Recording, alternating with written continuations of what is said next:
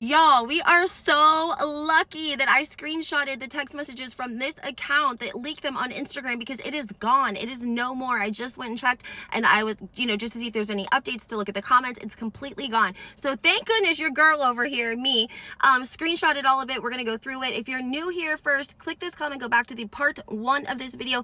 And for anyone else, just to set the tone really quickly, we're talking about Real Housewives of New Jersey, Teresa Giudice co-host Melissa Pfeister, who was on the Namaste Bitches podcast, who alleged that an altercation took place between Louis Ellis at BravoCon. She's alluded to it. She said it didn't happen, then it did happen. And so these text messages, which there must be some validity to them if this account is gone, because anytime we've been on to the truth, they try to shut it down. That's always a good sign that you're on to something, okay? If accounts aren't getting shut down and reported, then it ain't true, okay? So let's get through this, guys. Again, sensitive topic. This is a disclaimer warning, and I will try to be as sensitive as I can about the subject at hand. Let's get into this. Okay, y'all, I'm gonna use my southern twang to talk into my Melissa Pfeister. She's in the light gray, G is in the dark gray. Let's break it down. She says, "This is just so effing hard, G. I know I tell you, but I just hope you know how much I love and appreciate you always being there and in my corner." She says, "Thank you. Love you too. Stay strong." Love you so much more. Teresa damn begging me to come talk to her and meet her out. G says, "Good morning, Melissa Pfeister. I'm so glad that she reached out. I'm sorry I fell asleep and just saw your text. Did you meet her? How are you doing?" Oh my gosh, G, the madness. It's just effing insane. Keep in mind, guys, the dates of what BravoCon was. This is coming from November 5th, and Melissa's like saying that her husband basically flew her out of Vegas in a private plane. She says, "Look, my phone died. Then I had to charge it at the private jet suite place to get an Uber. In Uber now going home. Have so much to tell you. I was trying to get to all the crazy Instagram, and it killed my freaking phone." G says, "Oh no, what happened? Did you talk to them? Also, I love that your hubby got you a plane out of Vegas."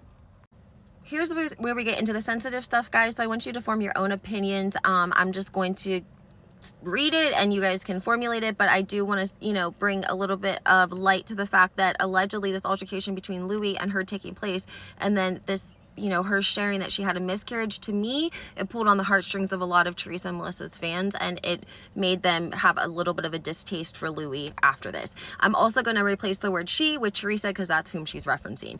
G, Teresa doesn't care about us. Teresa just uses us for what she needs, but as people, as friends, as, quote, sisters, she doesn't give one shit.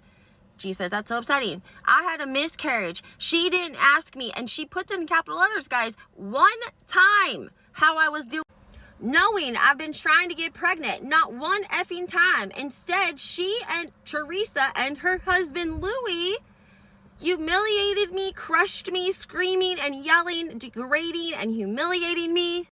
Then she puts in quotations, like sarcastically, "my friend, my sister." Gab says, "She's cold. I'm sorry that you're going through this and beyond heartbroken you lost a baby. She has given you every sign to prove she doesn't care about you. So effing wrong. You don't deserve this." Thank you, G. You have no idea how much that and you mean to me. Honestly, I can't believe how badly it's affected me. There's a short little insert where Melissa Pfeister says she's either up all night or she's completely exhausted and she falls flat.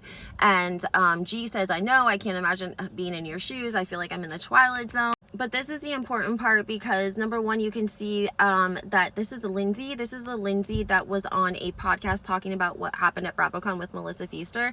And she was doxxed. All of her information about her husband was put out there. Her health records were also put out there, all because she went onto a podcast. But this correlates and gives confirmation that Melissa was her friend. So it says, "You're the best. Thank you. She and Lindsay were my only saving graces during BravoCon effing hell." So here she is calling BravoCon effing hell. I don't know, guys. Let me know your thoughts in the comments. Obviously, I have a part 3 coming.